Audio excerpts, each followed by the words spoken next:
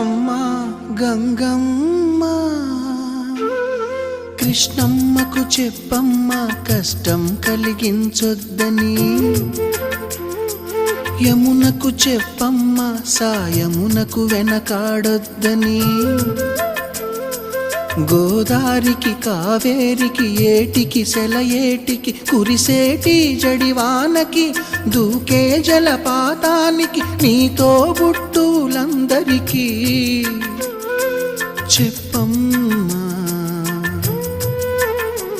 మా గంగమ్మ జీవనదివిగా ఒక మోక్షనిధివిగా పండ్లు పూలు పసుపుల పారాణి రాణిగా